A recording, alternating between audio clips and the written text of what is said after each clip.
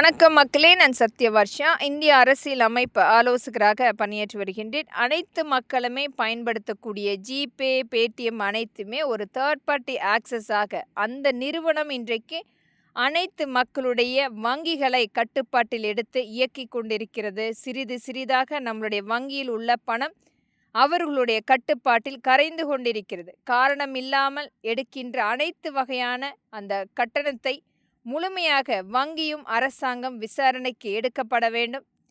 ஒரு தனிநபர் ஆதிக்கம் இன்றைக்கு முழுமையாக அனைத்து வகையான வங்கியினுடைய கட்டுப்பாட்டை எடுத்து செயல்படுத்தி கொண்டிருக்கிறது. வங்கி இன்றைக்கு நேரடியாக எந்த ஒரு செயல்பாடும் இல்லாமல் அவர்களுடைய உரிமைகளை இழந்து கொண்டிருக்கின்றார்கள். ஒவ்வொரு வங்கிக்குரிய உரிமைகளை இன்றைக்கு முழுமையாக தனியார் நிறுவனங்கள் எடுத்து கொண்டிருக்கிறது. அரசாங்கம் இது எந்த விதத்திலுமே தலையிடாமல் மௌனம் காத்து கொண்டிருக்கிறது. இந்த அனைத்துமே கருத்தில் கொண்டு இனி வரும் காலங்களில் நம்முடைய அனைத்து மக்கள் பயன்படுத்தக்கூடிய இந்த டிஜிட்டல் பண பரிவர்த்தனை முழுமையாக அரசினுடைய நேரடி கட்டுப்பாட்டில் கொண்டு வருவதற்கும் வங்கியினுடைய கட்டுப்பாட்டில் கொண்டு வருவதற்கும் முழு முயற்சிகள் எடுக்கப்பட வேண்டும்.